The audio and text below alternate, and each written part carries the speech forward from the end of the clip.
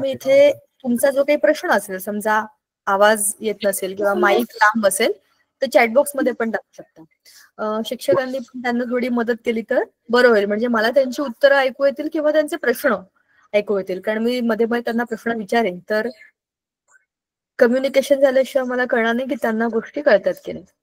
तर चला आपण करायचं का आपल्या अभ्यासाला सुरुवात?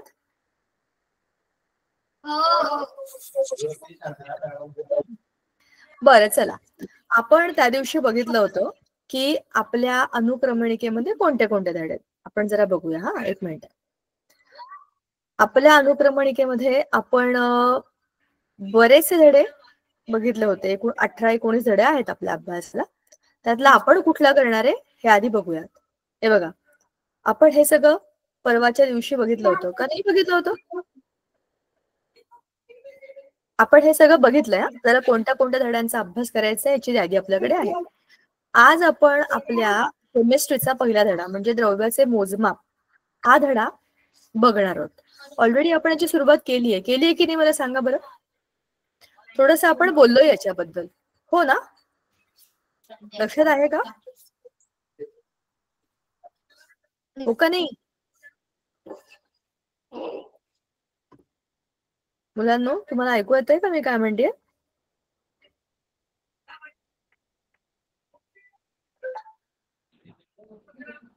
हॅलो. हो, ओके. माझं नेटवर्क तर स्लो नाहीये ना, मला तुमचा आवाज उशिरा ऐकू येतात.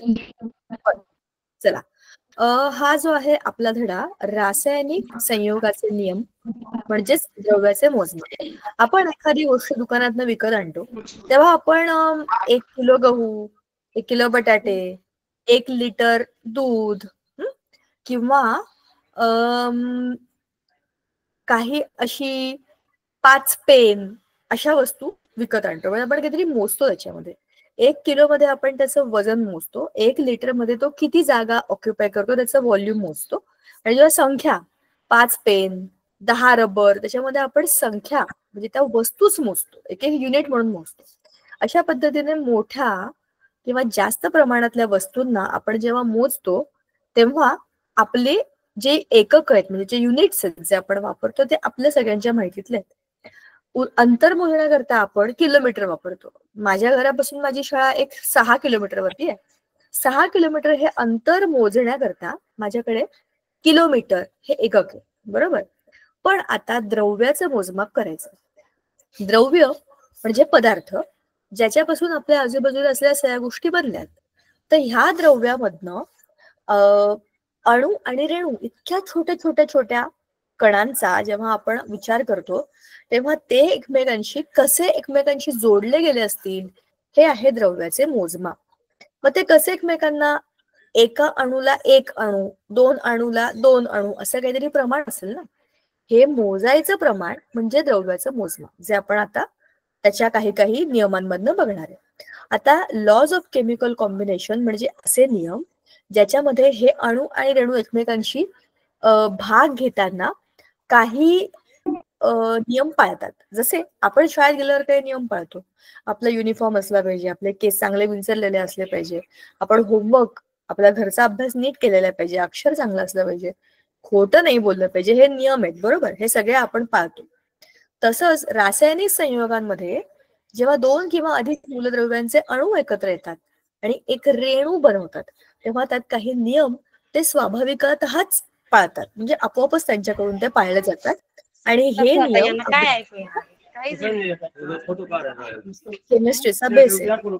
काय झालं? नाही येते का कोणाला? झालंय बरं का. ठीक आहे. आपण जाऊया आपल्या पुढच्या मुद्द्याकडे. तर रासायनिक संयोगाचा नियम पहिला नियम आहे. कसला नियम आहे तो पहिला?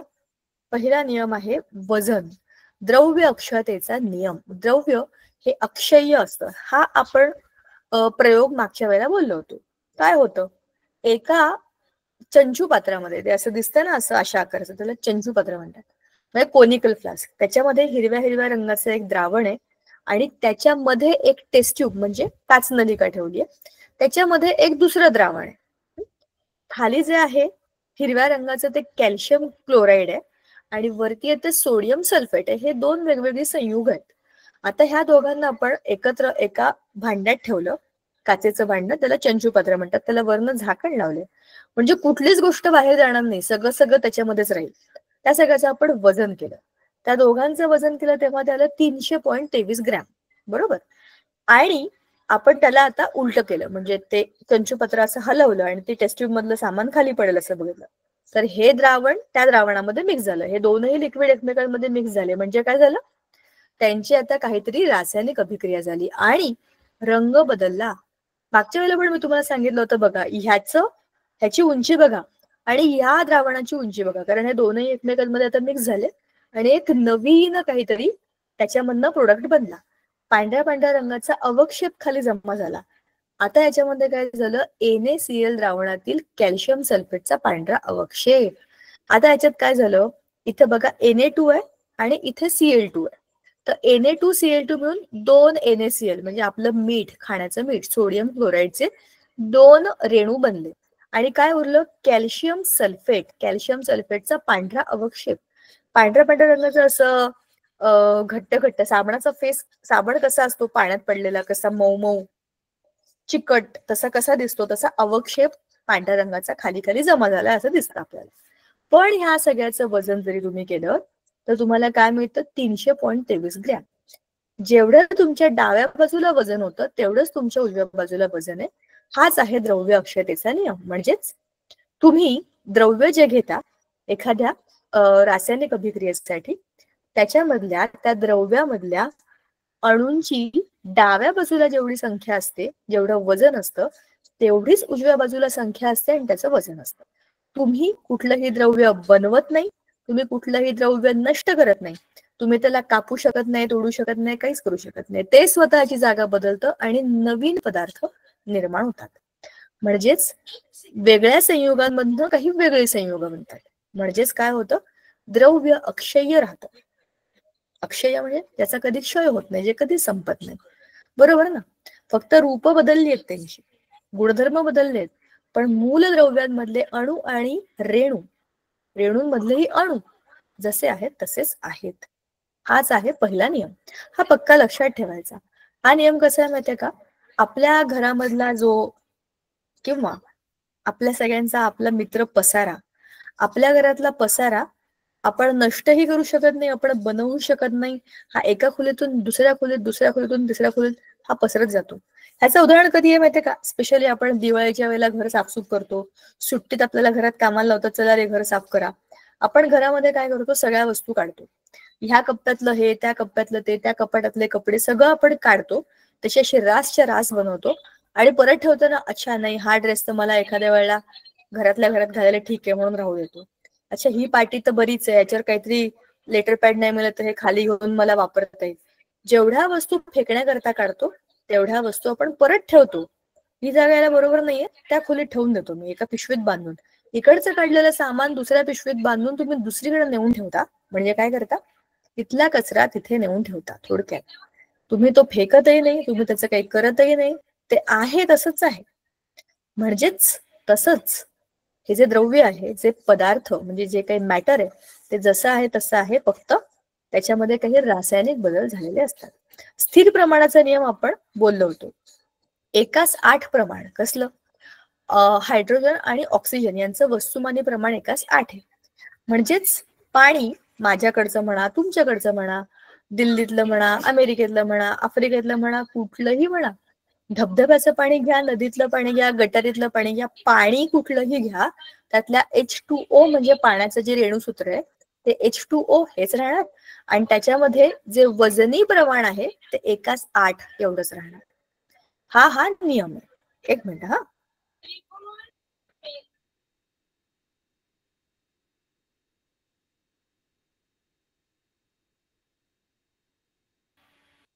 ठीक आहे. आता आपण बघतोय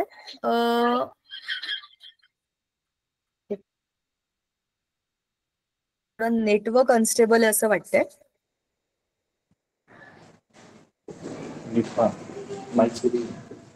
कोणी काही विचारलं तर उत्तर द्या.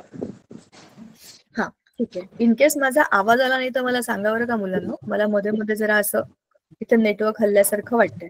ठीक आहे. हा, आता स्थिर प्रमाणाचा नियम समजला. हा नियम सांगितला होता फ्रेंच शास्त्रज्ञ प्रूस्ट याने. आता तिसरा नियम काय आहे समजून घेऊया आपण. स्थिर प्रमाणाच्या नियमाची पडताळणी करण्याकरता आपल्याला अनेक संयोगांची उदाहरणं दिली आहेत, की समजा कार्बन डायऑक्साईड असेल, पाणी जसं आपण घेतलं H2O असेल, आणखी तुम्ही एखादं कुठलंही उदाहरण घेऊ शकता. जसं यांनी इथे कॉपर नायट्रेट दिलंय. कुठलंही संयोग आणि त्याच्यामधलं प्रमाण हे फिक्स असतं आणि त्या प्रमाणामध्येच आपण त्याला चेक करू शकतो की हा जो आहे हा जो स्थिर क्रमांक आहे तो फिक्स्ड आहे. आता या धड्याचा सगळ्यात इंटरेस्टिंग पार्ट सुरू झालाय. चांगले डोळे, डोकं, कान उघडा आणि सगळं समजून घ्या. बघा, अणु, आकार, वस्तुमान, संयोजा ह्या सगळ्या तुमच्या आयुष्यातल्या सगळ्या महत्वाच्या गोष्टी आहेत, कारण याच्यावरती पूर्ण केमिस्ट्री अवलंबून आहे. कारण अणु ही सगळ्यात छोटी गोष्ट आहे. पूर्ण पदार्थाचा बेस म्हणजे एकदम मायन्यूट लेवलला अणु, आणि त्या अणुची रचना बघायची असेल, त्याचा आकार, त्याचं वस्तुमान, त्याची संयुजा म्हणजे व्हॅलेन्सी, हे सगळे घटक एकदा डोक्यात पक्के बसले की तुम्ही 12वी पर्यंत पण तुम्हाला कोणी काहीही प्रश्न विचारला तरी पण आरामात उत्तर देऊ शकता. म्हणून ह्याच्यामध्ये काहीच कन्फ्युजन ठेवू नका. कळलं नाही तर मला विचारा. आता अणूची रचना आपण बघितली की मध्यभागी केंद्रक असतं आणि केंद्रकाभोवती इलेक्ट्रॉन असतात. केंद्रकाच्या मध्ये धनप्रभारित प्रोटॉन आणि न्यूट्रॉन हे मूलकण असतात. आता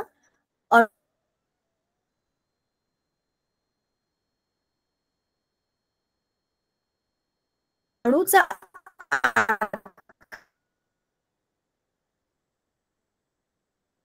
म्हणजे अणूतलं आणि त्याच्या अणूंची प्रतिमा म्हणजे काय आहे, त्याच्या ऍटम्सची इमेज कशी आहे बघा. छोटे छोटे गोल गोल गोल गोल पाण्यामध्ये दगड टाकले की कसे वर्तुळ दिसतात की नाही, तशी प्रतिमा आहे.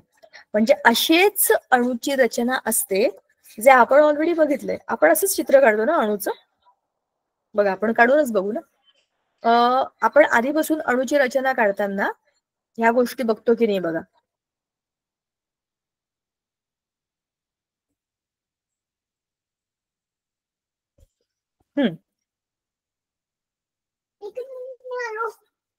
हा, एक मध्यभागी केंद्रक, छोटस केंद्रक, त्याच्यावरती के शेल, मग येतो अजून एक एल शेल,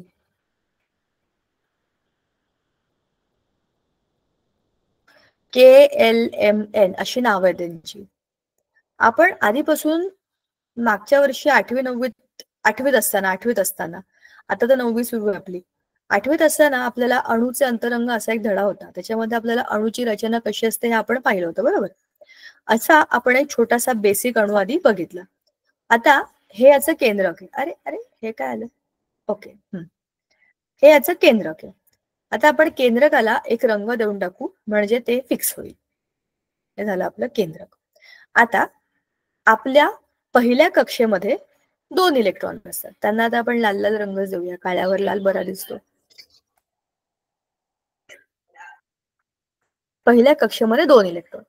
दुसऱ्या कक्षेमध्ये पहिल्या कक्षेची कॅपॅसिटी 2 इलेक्ट्रॉनची आहे. म्हणून हायड्रोजनच्या एका इलेक्ट्रॉनला तो काय करतो, दुसरा इलेक्ट्रॉन कसा मिळेल किंवा हा इलेक्ट्रॉन कसा जाईल, जेणेकरून त्याच्या कक्षेमध्ये 2 तरी पाहिजे, नाही तर काहीच तरी नको. 2 असलं की त्याच्या आयुष्याचं ध्येय साध्य झालं, मग तो सुखी आहे. आणि म्हणजेच त्याचं द्विक तो पूर्ण करतो. कोण, हायड्रोजन. फक्त एकटा हायड्रोजन असा आहे ज्याला 2च पूर्ण करायचे आहेत. बाकी सगळ्यांच्या आयुष्यामध्ये मिनिमम 8 आहेत. आणि बाकी सगळे काय करतात, मग अष्टक पूर्ण करण्याचा प्रयत्न करतात. दुसऱ्या कक्षेमध्ये 1 2 3 4 5 6 7 आणि 8 असे 8 इलेक्ट्रॉन मावू शकतात. त्याची कॅपॅसिटी 8 इलेक्ट्रॉनचीच आहे. आता ह्या सगळ्यामध्ये आपण काय काय काढलं ते जरा बघूया. मध्यभागी याच्या आहे, काळा रंग कुठे गेला?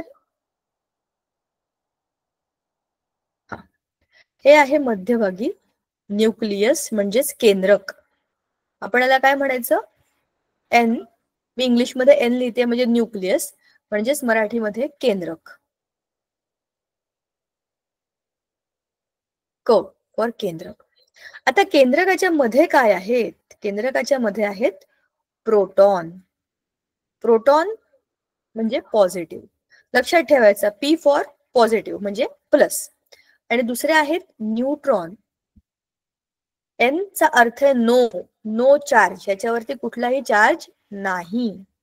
हे जे लाल लाल मी काढलेत ना आजूबाजूला, हे आहेत इलेक्ट्रॉन. इलेक्ट्रॉन म्हणजे कोण? ऋण प्रभारित, म्हणजेच काय? इलेक्ट्रॉन्स. निगेटिव्ह. आता पूर्ण रचना जर बघितली तर आपल्याला काय दिसतंय? मध्यभागी केंद्रक, केंद्रकामध्ये proton positive charge, neutron zero charge, आणि आजूबाजूला गोल गोल कक्षा आहेत. त्या कक्षांमध्ये इलेक्ट्रॉन आहेत आणि ते इलेक्ट्रॉन ऋण प्रभारित आहेत. प्रोटॉन धन प्रभारित आहेत. धन प्रभारित म्हणजे पॉझिटिव्ह. इलेक्ट्रॉन ऋण प्रभारित आहेत. ऋण प्रभारित म्हणजे निगेटिव्ह. आणि प्रभार नसलेले, कोणताच प्रभार नाही, ना पॉझिटिव्ह ना निगेटिव्ह, वजा पण नाही अधिक पण नाही, म्हणजे धनप्रभारित पण नाही ऋण प्रभारित नाही, असे न्यूट्रॉन. आता जरा वजनाकडे बघू. आपल्या ह्या अणूच्या रचनेमध्ये वजन जर कोणाला असेल तर ते आहे केंद्रकाला. तुम्हाला लक्षात असेल मागच्या वर्षीच्या धड्यामध्ये तुम्हाला अणूच्या रचनेमध्ये अनेक प्रयोग सांगितले होते. त्याच्यामध्ये तो डाल्टनचा अणु सिद्धांत होता, मग नंतर जे जे थॉम्सनचं एक मॉडेल होतं, मग नंतर रुदरफोर्डचा प्रयोग होता सोन्याच्या पत्र्याचा, आठवतोय का? त्या पत्र्यामध्ये त्याने अशीच अणूची रचना सांगितली होती. म्हणजे केंद्रकाच्या मध्येच त्या पूर्ण अणूचं वजन एकवटलेलं आहे, हे त्याने पण सांगितलं होतं, जे की खरं आहे. प्रोटॉनचं वजन 1, न्यूट्रॉनचं वजन 1 आणि इलेक्ट्रॉनचं वजन हे नगण्य असतं, म्हणजे आपण त्याला धरतच नाही, खूपच कमी असतं. मग वजन धरणाऱ्या गोष्टी सगळ्या कुठे बसल्या आहेत? मध्यभागी. मग एखाद्या अणूचं अणु वस्तुमानांक म्हणजेच ॲटॉमिक मास नंबर हा कोणता असतो? त्याच्या केंद्रकामध्ये असलेल्या सगळ्या वस्तूंवर अवलंबून असतो. आता आपण उदाहरण घेऊया, कोणाचं घेऊया आपण? हायड्रोजनच घेऊया. हायड्रोजन सगळ्यात सोपं आहे. हायड्रोजनचं आपण एक सोपं चित्र काढू. मध्यभागी एक केंद्रक आहे, त्याला आपण लाल रंग देऊन टाकूया. ठीक आहे.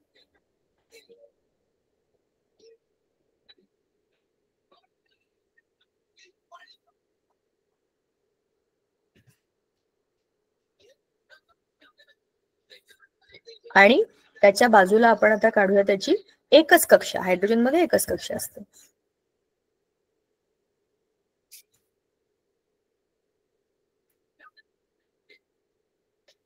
आणि हा त्याच्यातला एक इलेक्ट्रॉन. ठीक आहे. आता केंद्रकामध्ये काय आहे? केंद्रकामध्ये एक प्रोटॉन आणि एक न्यूट्रॉन. एक प्रोटॉन आणि एक न्यूट्रॉन. आता वजन किती असेल मला सांगा जरा. एक प्रोटॉन,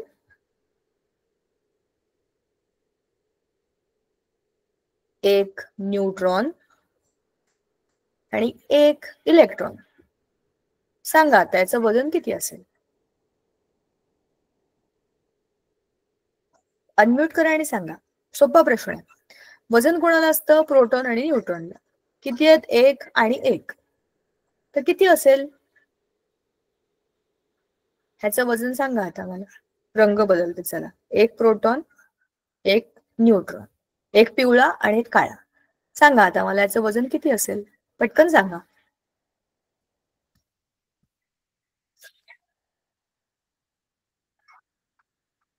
प्रश्न कळलाय का? एक मिनिट, माझा आवाज येतोय का?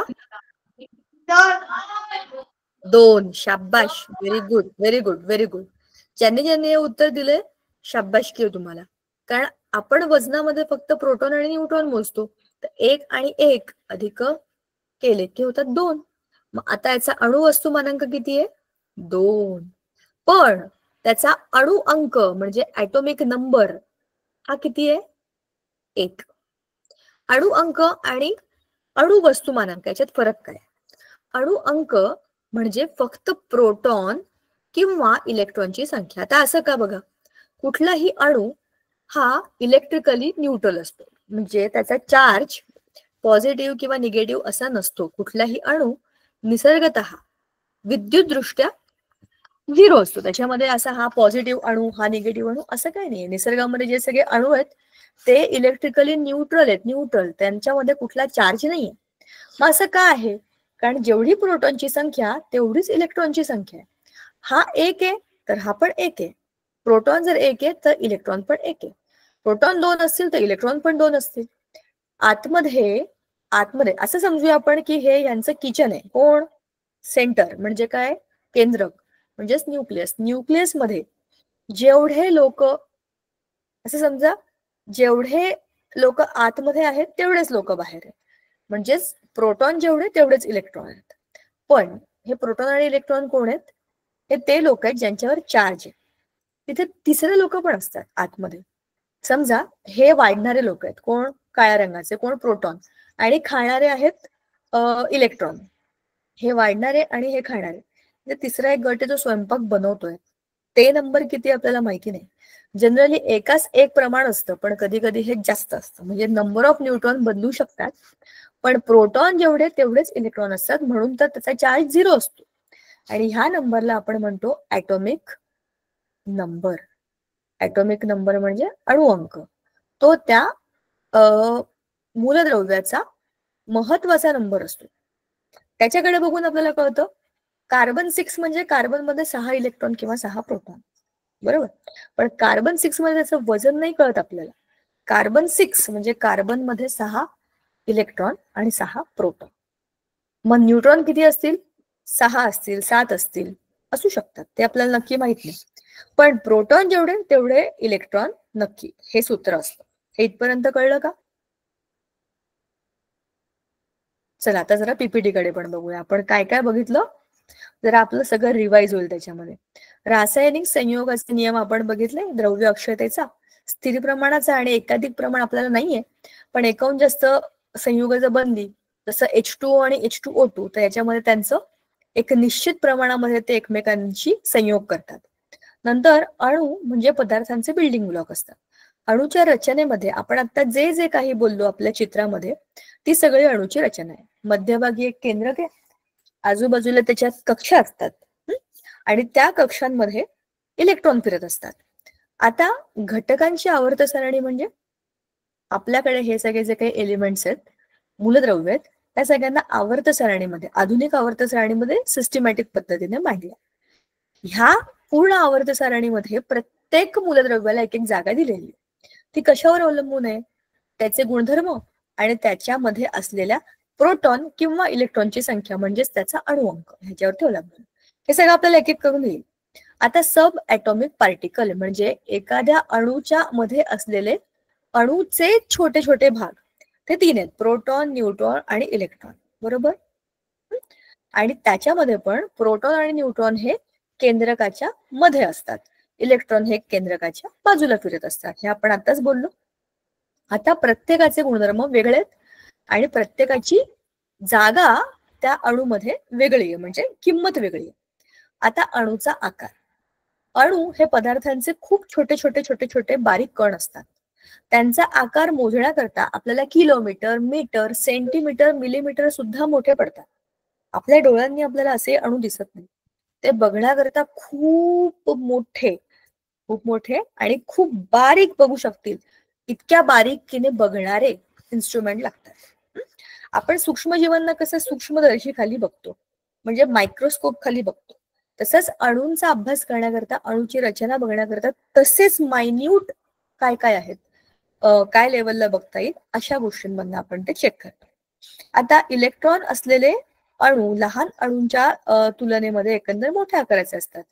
अधिक प्रोटॉन आणि अधिक इलेक्ट्रॉन, म्हणजे जसं जसा त्या अणूंचा नंबर वाढतो, म्हणजे एखाद्या मूलद्रव्यांचा अणु अंक जसा वाढतो, तसंच त्याच्यामध्ये असलेल्या पार्टिकल्सची, म्हणजे सब ॲटॉमिक पार्टिकल्सची संख्या वाढते. उदाहरणार्थ, जर एखाद्या मूलद्रव्याचा अणु अंकच 50 असेल, तर त्या 50 मध्ये 50 इलेक्ट्रॉन आणि 50 प्रोटॉन आहेत. पण 50 प्रोटॉन बरोबर न्यूक्लियस मध्ये तिथे आतमध्ये केंद्रकामध्ये न्यूट्रॉन सुद्धा आहेत. म्हणजे ते आता मोठे झालेत आकाराने. कळलं का? प्रत्येक मूलद्रव्याचे अणू हे वेगवेगळ्या आकाराचे आहेत. हायड्रोजनचं सगळ्यात छोटं आहे बघा, 53 पिकोमीटर, 10⁻12 इतक्या छोट्या त्रिज्येचा हा अणू आहे. लिथियम 167, कार्बन 77, सोडियम 227 आणि क्लोरीन 99 अशा ह्यांच्या त्रिज्या आहेत. त्रिज्या म्हणजे काय? केंद्रकापासून ते वर्तुळाच्या एखाद्या बिंदूपर्यंतचं अंतर, बरोबर? हे अर्ध अंतर असतं. पूर्ण घेतलं की डायमीटर. सॉरी. तर असा आपल्या अणूचा आकार आपण मोजू शकतो.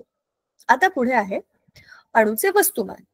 आत्ताच मी तुम्हाला सांगितलं की अणूचं वस्तुमान जेव्हा आपण मोजतो या चित्रामध्ये, वस्तुमान मोजण्याकरता केंद्रकामध्ये बसलेले लोक कोण आहेत ते मोजायचे, ते त्याचं वस्तुमान असतं. केंद्रकामध्ये कोण आहेत? प्रोटॉन आणि न्यूट्रॉन. प्रोटॉनचं पण वजन, एका प्रोटॉनचं वजन 1 युनिट, एका न्यूट्रॉनचं वजन 1 युनिट.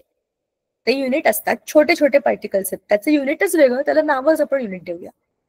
तर प्रोटॉनचं 1, न्यूट्रॉनचं 1 असे 2 युनिट धरले तर वजनाला आता 2 आहेत. तुम्हीच सांगितलं मला हायड्रोजन मध्ये. म्हणजेच हा आहे त्याचा अणु वस्तुमानांक. आता आपण बघतोय की या अणु वस्तुमानामध्ये एखाद्या अणूमध्ये त्याच्या एकूण वजनाचे प्रोटॉनचं किती, इलेक्ट्रॉनचं किती, न्यूट्रॉनचं किती हे वजन त्याच्यामध्ये असतं. ह्या सगळ्यामध्ये सगळ्यात कमी वजन असतं इलेक्ट्रॉनचं, बाकी असतं प्रोटॉन आणि न्यूट्रॉनचं. ठीक आहे. त्यानंतर आपण बघणार आहे व्हॅलेन्सी म्हणजे संयोजा. त्याच्या आधी आपल्या पुस्तकातले मुद्दे काय आहेत ते जरा एकदा बघूया आपण. म्हणजे काहीतरी राहून नको जायला. ठीक आहे. आपल्या ह्या अणूच्या रचनेमध्ये इथपर्यंत आपण बघितलं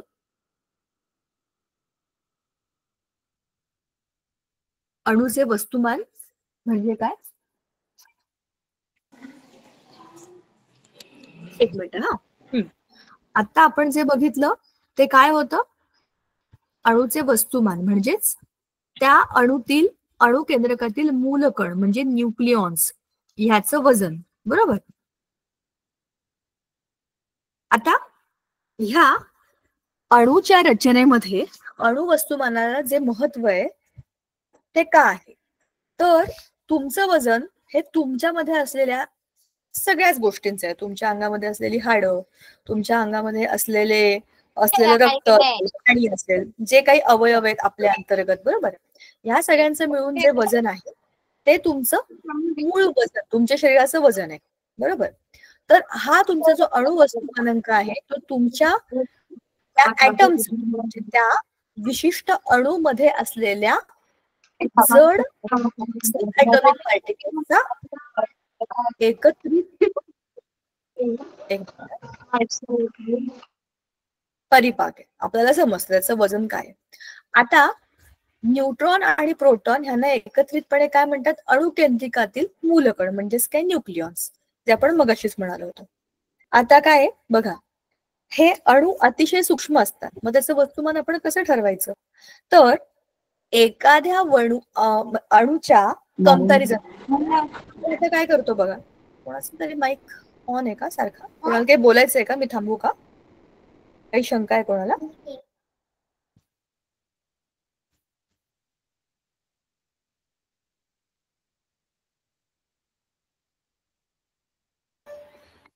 कोणाला काही शंका आहे का? हात वर केलाय सुलतानपूर, मी थांबले होते. काही बोलायचंय का तुम्हाला? बर.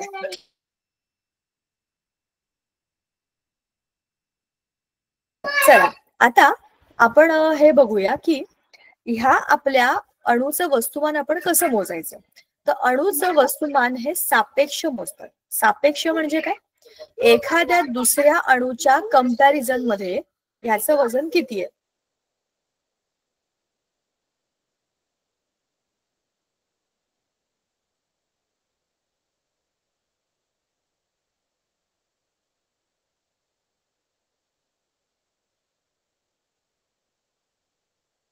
चला, माझ्या आजूबाजूला ना आज बरेच आवाज आहेत, त्याच्यामुळे मला फार डिस्टर्ब होत आहे. एनिवेज ठीक आहे.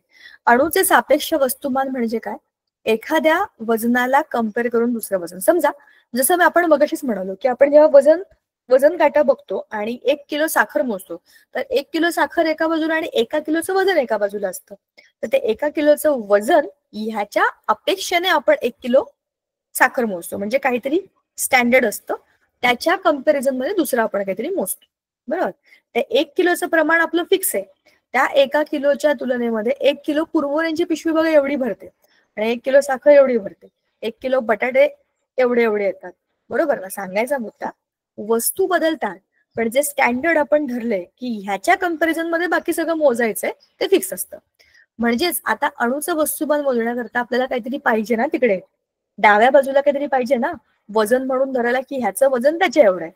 पूर्वी हे काम आपण हायड्रोजनला धरून करायचो. हायड्रोजन एकच प्रोटॉन आहे त्याच्यामध्ये, म्हणून त्याचा आपण एक ही व्हॅल्यू धरली आणि त्याच्याप्रमाणे बाकी सगळ्यांना मोजलं.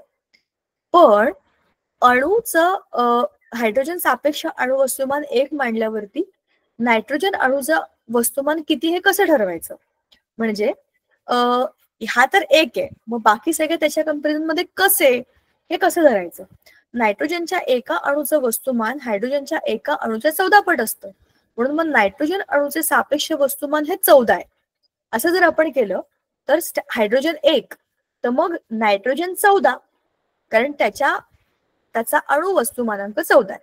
हा 1 आहे तर हा 14 आहे, असं आपण चांगलं मोजू शकतो.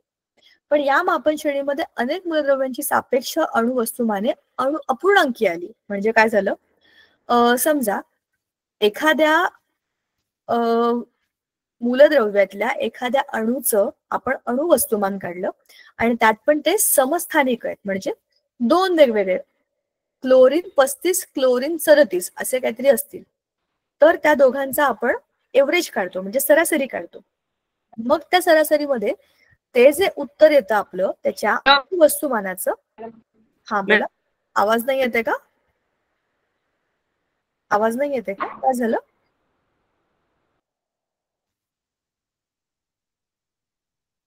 हॅलो. ओके. हा ठीक आहे.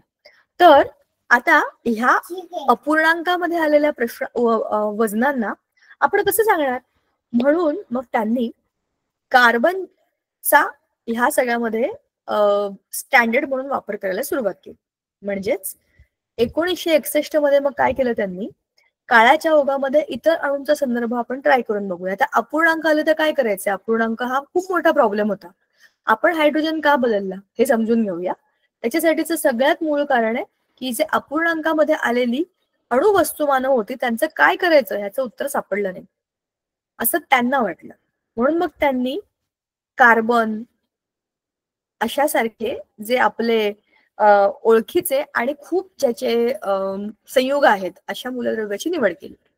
आता ह्या कार्बनच्या एका अणूच्या सापेक्ष वस्तुमान 12 असं स्वीकारलं गेलं. म्हणजे 12, एकाचं वजन किती 12.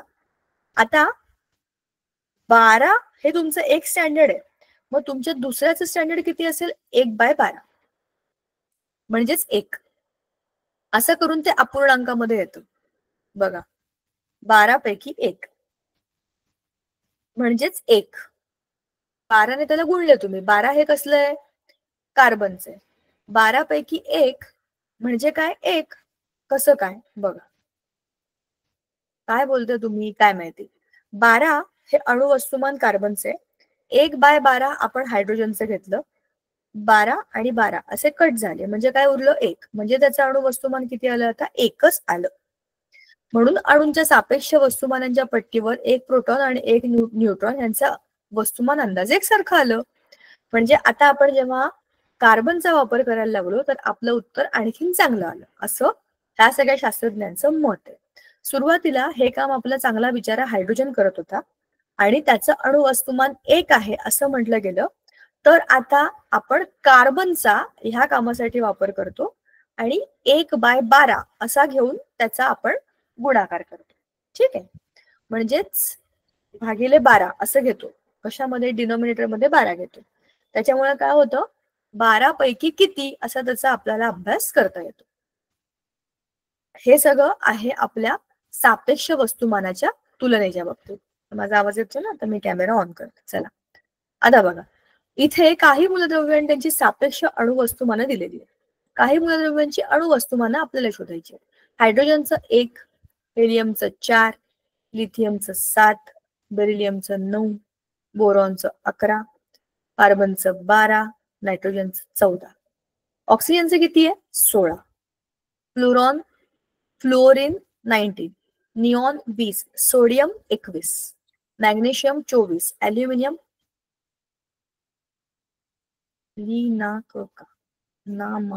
सी 24, हे 26 आहे, कारण हे अणुवस्तुमान आहे.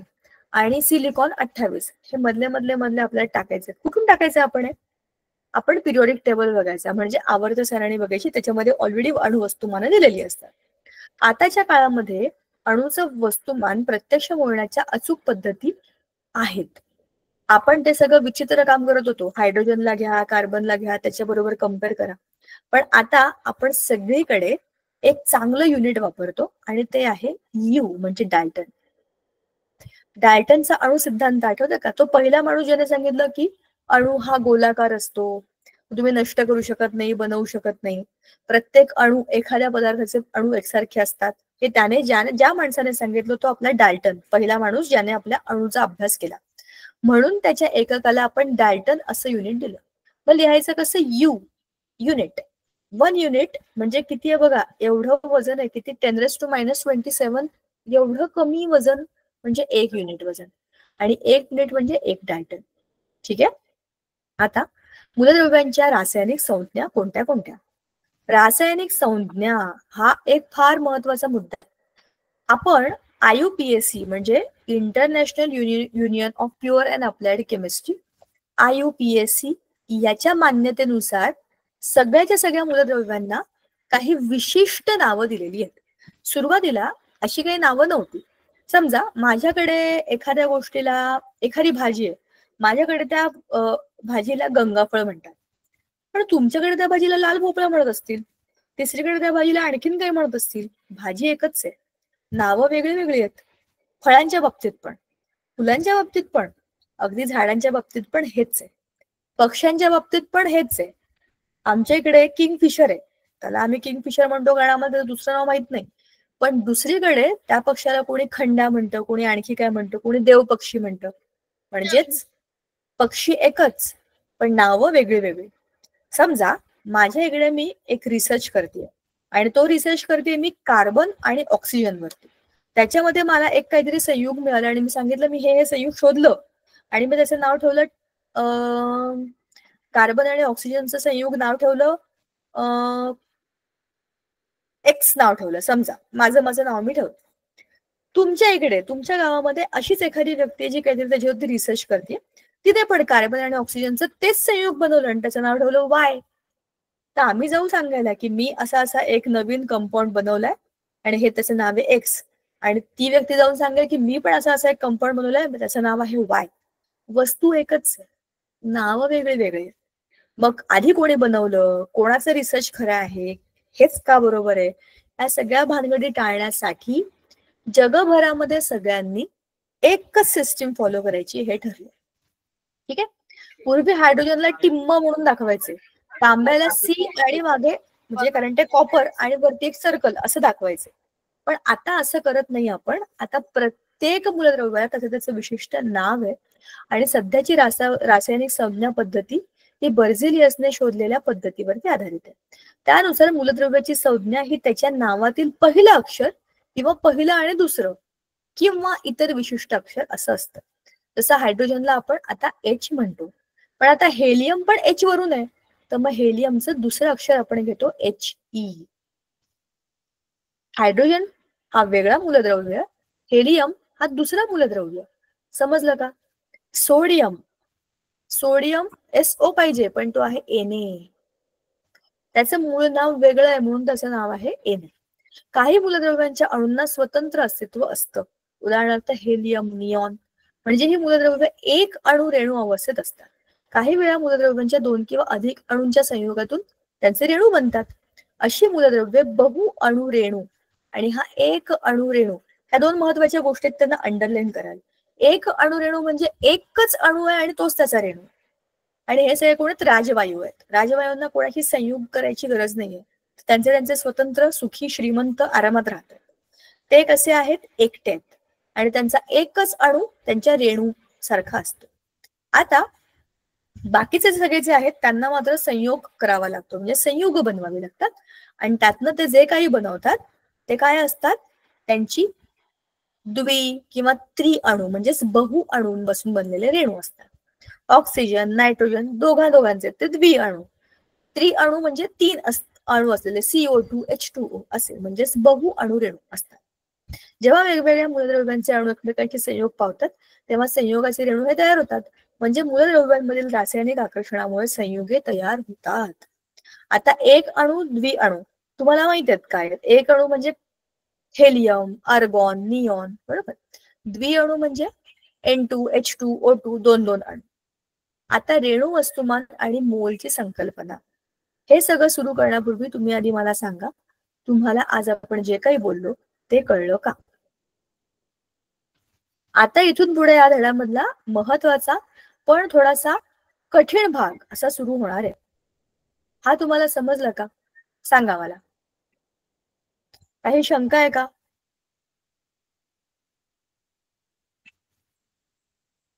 मुलांनो, आता तुमची बोलण्याची वेळ आहे. बोला.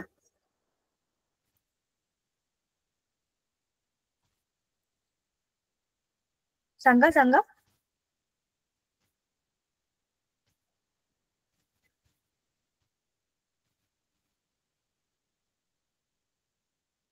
हॅलो, माझा आवाज येतोय ना? अणूचे वस्तुमान याच्यावरती आधारित आपण एक व्हिडिओ बघायचा. ओके, चला आपण एक व्हिडिओ बघूया. तर तुमचं समज आणखीन पक्का चांगला होईल त्याच्यामधनं. तुमच्यासाठीच तो व्हिडिओ काढून ठेवला होता.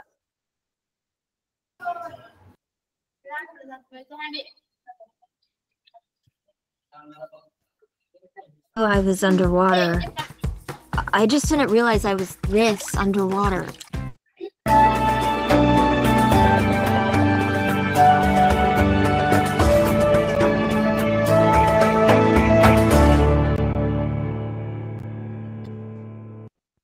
अणूचे वस्तुमान, मास ऑफ ऑटम. मुलांनो, अणूच्या आकाराविषयी माहिती करून घेतल्यावर आता आपण अणूच्या वस्तुमानाविषयीची माहिती पाहूया. मूलद्रव्याच्या अणूतील केंद्रकात असणाऱ्या प्रोटॉन आणि न्यूट्रॉन यांच्या एकूण संख्येला त्या मूलद्रव्याचा अणू वस्तुमानांक म्हणजेच ऑटोमिक मास नंबर असं म्हणतात. प्रोटॉन व न्यूट्रॉन यांना एकत्रितपणे अणू केंद्रकातील मूलकण म्हणजेच न्यूक्लियॉन असं संबोधतात. अणू हा अतिशय सूक्ष्म कण असल्यामुळे त्याचे वस्तुमान कसे ठरवावे असा प्रश्न शास्त्रज्ञांनाही पडला होता. 19व्या शतकातील वैज्ञानिकांना अणु वस्तुमान अचूकपणे मोजणे शक्य नसल्यामुळे अणूचे सापेक्ष वस्तुमान ही संकल्पना पुढे आली. त्यामुळे अणूचे वस्तुमान मोजण्यासाठी एका संदर्भ अणूची गरज होती.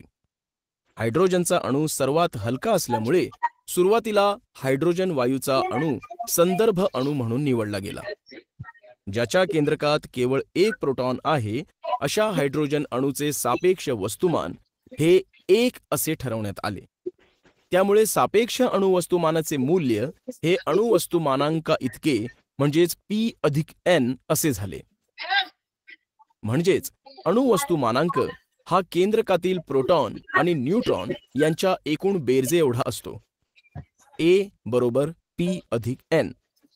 आता आपण हायड्रोजनचे सापेक्ष अणुवस्तुमान 1 असं मानल्यावर नायट्रोजन अणूचे वस्तुमान किती असेल हे कसे ठरवायचे ते पाहूया. नायट्रोजनच्या एका अणूचे वस्तुमान हायड्रोजनच्या एका अणूच्या 14 पट असते. म्हणून नायट्रोजन अणूचे सापेक्ष वस्तुमान हे 14 आहे. यानुसार विविध मूलद्रव्यांची सापेक्ष अणुवस्तुमाने ठरवली गेली आहेत. या मापन श्रेणीमध्ये अनेक मूलद्रव्यांची सापेक्ष अणुवस्तुमाने अपूर्णांकी आली. त्यामुळे काळाच्या ओघात वेगवेगळ्या अणूंची संदर्भ अणू म्हणून निवड झाली. शेवटी 1961 मध्ये कार्बन अणूची संदर्भ अणू म्हणून निवड झाली. या पद्धतीमध्ये कार्बनच्या एका अणूचे सापेक्ष वस्तुमान 12 ठरवण्यात आले. त्यामुळे कार्बन अणूच्या तुलनेत हायड्रोजनच्या एका अणूचे सापेक्ष वस्तुमान 12 गुणिले 1/12 म्हणजेच 1 असे ठरले. अणूंच्या सापेक्ष वस्तुमानांच्या पट्टीवर एक प्रोटॉन व एक न्यूट्रॉन यांचे वस्तुमान अंदाजे 1 असे असते. आता या तक्त्यातील मूलद्रव्यांची अणुवस्तुमाने किती ते पहा. आजच्या काळात अणूचे वस्तुमान प्रत्यक्ष मोजण्याच्या अधिक अचूक पद्धती विकसित झाल्या आहेत. यामुळे अणुवस्तुमानासाठी सापेक्ष वस्तुमानाऐवजी एकीकृत वस्तुमान हे एकक स्वीकारलं आहे. या एककाला डाल्टन असं म्हणतात. त्यासाठी यू ही संज्ञा वापरतात. 1 यू बरोबर 1.66053904 गुणिले 10⁻⁻² किलोग्रॅम असतो.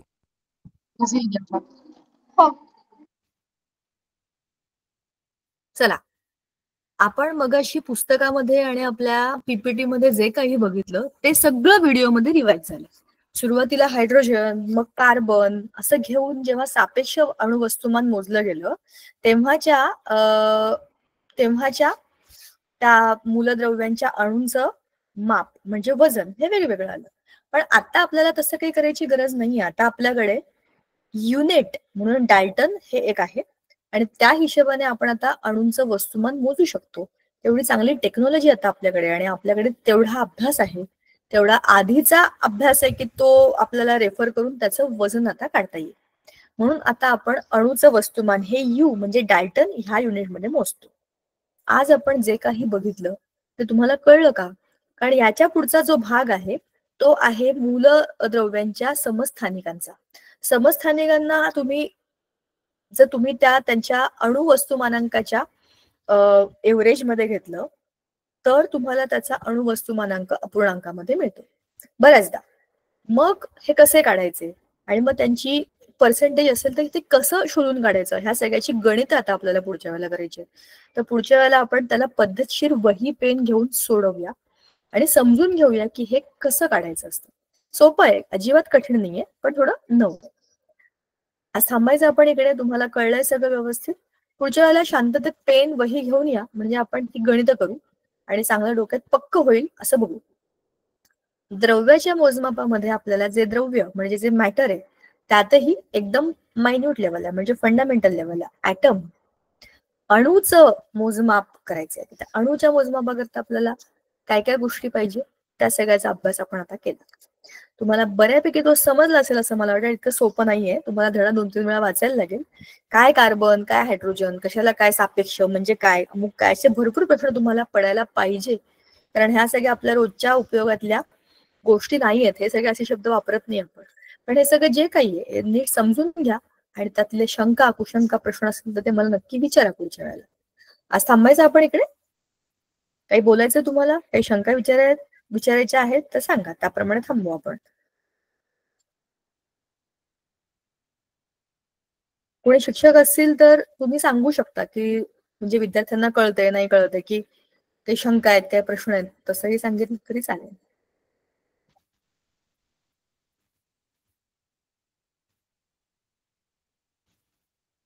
काय माहिती शंका आम्हाला काय सोडवलंय? सोडवलं नाही मॅडम, थोडं थोडं समजलं आणि थोडं समजत नाही आहे. हा, हे इतकं सोपं नाहीये. 9वीचं विज्ञान इतकं सोपं नाहीच आहे. उलट 9वीचे धडे 10वी पेक्षा मला कठीण वाटतात. कारण त्याच्यामध्ये खूप नवं काय काय भरलेलं आहे. पण 10वीचा बेसच 9वी आहे. तुम्हाला 10वी सोपी का जाते? कारण 9वीच कठीण गेलेली असते, त्याच्यापेक्षा सोपीच आहे 10वी. सो 9वीचा अभ्यास आपण आता जे जे काही बोललो ना त्यात सगळ्यात महत्वाची होती अणूची रचना, त्यांची जागा, प्रोटॉन, न्यूट्रॉन, इलेक्ट्रॉन कुठे असतात, वजनामध्ये आपण काय काय घेतो आणि इलेक्ट्रॉनचं वजन आपण का नाही घेत, ह्या सगळ्या बेसिक गोष्टी डोक्यात पक्क्या ठेवा. आणि अणु वस्तुमानांकाची व्हॅल्यू काय आहे, का आहे हे समजून घेण्याकरता पुढच्या वेळेला आपण जेव्हा त्याची गणित करू तेव्हा तोही मुद्दा चांगला पक्का डोक्यात ठेवा आणि धडा वाचा. धडा वाचल्यावर तुम्हाला आपोआप सगळ्या प्रश्नांची उत्तरं समजतील. हेच दिलेलं आहे, फक्त ते मराठीत, कठीण मराठीत असल्यामुळे आपल्याला समजत नाही की नक्की या शब्दाचा अर्थ काय आहे. पण 2-3दा वाचून त्याचा संदर्भ लागतो, मग आलेला चांगला समजेल. तसा सोपा झाला. ठीक आहे, भेटायचं पुढच्या वेळेला. थांबायचं आज.